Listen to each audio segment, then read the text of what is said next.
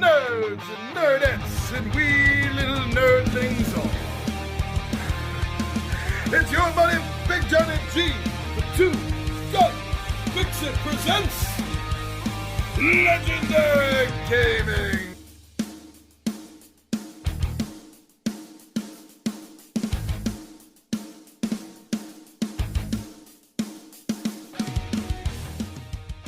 Welcome back to another Tabletop Takeout Tuesday. I'm your buddy Big Johnny G, and I like to give these little bullet points. That's what this is about, Tabletop Takeout.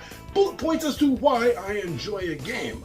So thank you to all my subscribers for returning, all the newbies for hitting that subscribe button, and if you're just stopping by to take a look to see what's going on here, I want to let you know that we have a video every day of the week. Every day we do a new video, so please show us a little love and support. We do this all for fun. It sure is. So why don't we go down the table and I'm going to tell you some bullet points as to why I like a game, a Dungeons and Dragons game that is so old, its origins technically aren't even Dungeons and Dragons. So why don't you join me down the table, my friends, and I'm going to tell you about Dungeon. I'll see you down there.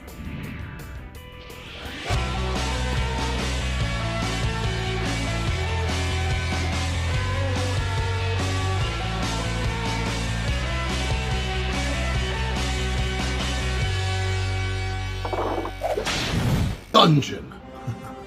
I have fond memories of this going back to the late 70s.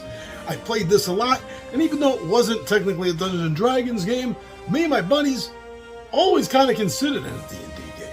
I mean, nowadays it is. The reprint of it is part of the Dungeons and Dragons board gaming experience, I guess. But I mean, even if you go back to the old 1981 catalog here, I mean, it's not even listed with the D&D stuff. It's listed with the boxed fantasy games. You know, what was this? Warlocks and Warriors, Divine Right, and Knights of Camelot. It wasn't even part of the D&D system, but it felt like it, which is why I think it was eventually embraced and made part of D&D. But I've always enjoyed the game because it does represent a simplified version of the game that's actually, I think, really great for introducing younger players to the concept of a Dungeons and Dragons style game. At its core, we're looking at a very simple game that basically comes down to kicking in the door, killing the monster, and taking the treasure. I know that's a concept that we see in card games. Certain card games these days, Munchkin games, are all about that style. And this is where it kind of started. You had to collect a certain amount of points and get the hell out of Dodge, so to speak. And it always gave me and my buddies a good, fun sense of an adventure. A short adventure, but an adventure nonetheless, in a classic dungeon dive style. The game is simple. You're going to pick it up really fast, but I think that even the adults who never even played it, so otherwise you're going to have nostalgia, but I think the adults even are going to find something fun in this game. Sure, it may not be your automatic go-to game, but it is something to have on the shelf. And you can solo this game too, which is something I enjoy. The solo game runs exactly the same, only in this case, you're trying to just survive long enough to get the treasure. There's a great variant for the solo, where a 6th level monster starts the game already out and hunting you.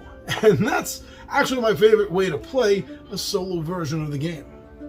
Now, the new versions of the game, the most updated versions of the game, have taken the characters a bit further. They are molded completely after true Dungeons and Dragons class characters. While the original game was a fighter, a hero, an elf, a superhero, and a wizard. And no, the superhero didn't wear a cape. He was just a better fighter. More like a knight, while the other one was more like a man-at-arms, I guess.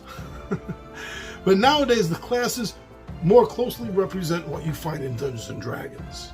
And also, the newer versions of the game have both a male and female representation for each class that you could possibly choose. Now, I've always found a little bit of strategy with this game when it primarily comes down to what levels you're going to go to. Because the game does start you off with level 1 dungeons, monsters, traps, and treasure.